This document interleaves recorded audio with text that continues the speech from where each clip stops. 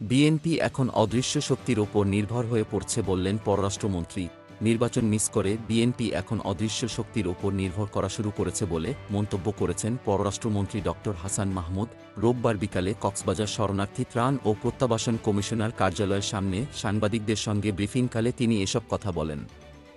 পররাষ্ট্রমন্ত্রী বলেন, চতুর্থবারের মতো নির্বাচিত হয়ে প্রধানমন্ত্রী শেখ হাসিনা অত্যন্ত পরিচ্ছন্নভাবে দেশ চালাচ্ছেন।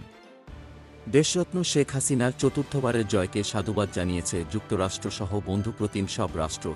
যুক্তরাষ্ট্রের সঙ্গে বাংলাদেশের সম্পর্ক অতীতের যে কোনো সময়ের চেয়ে চমৎকার। এই সম্পর্ক আরও উচ্চতায় নিয়ে যেতে বাংলাদেশে আসছেন ডোনাল্ড লু, যুক্তরাষ্ট্রের পররাষ্ট্র দপ্তরের দক্ষিণ ও মধ্য এশিয়া বিষয়ক অ্যাসিস্ট্যান্ট সেক্রেটারি। আমাদের চেষ্টা থাকবে এ সম্পর্ক আরও দৃঢ় করার। ড হাসান মাহমুদ বলেন, মিয়ানমারের অভ্যন্তরে চলা সংঘর্ষের ফলে বাংলাদেশের রোহিঙ্গা শিবিরে কোনো ধরনের হুমকি নেই। সে দেশের সেনারা পালিয়ে আশ্রয় নিচ্ছে। আন্তর্জাতিক নিয়ম মেনে তাদের স্বদেশে ফেরত পাঠানো হচ্ছে। গেল কয়েকদিনে আরও 138 জন এসেছে।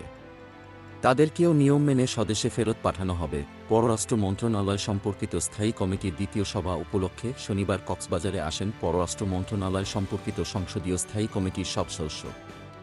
রোববার সভায় বসার আগে রোহিঙ্গা ক্যাম্প পরিদর্শন করেছেন স্থায়ী কমিটির সভাপতি ড এ.কে আব্দুল মোমেন, নাহিম রাজ্জাক, নুরুল ইসলাম নাহিদ, হাবিবুর রহমান ও জাতীয় সংসদের হুইপ সাইমুম সারওয়ার কমল এবং পররাষ্ট্র মন্ত্রণালয়ের ঊর্ধ্বতন কর্মকর্তারা। এর আগে সকালে ক্যাম্প ৫ সিআইসি অফিসে সাধারণ রোহিঙ্গাদের সঙ্গে মতবিনিময়ে মিলিত হন তারা। পরে কমিটির সদস্যরা ক্যাম্পের বিভিন্ন কার্যক্রম পরিদর্শন করেন। Golam Mostafa, desk report, BE news.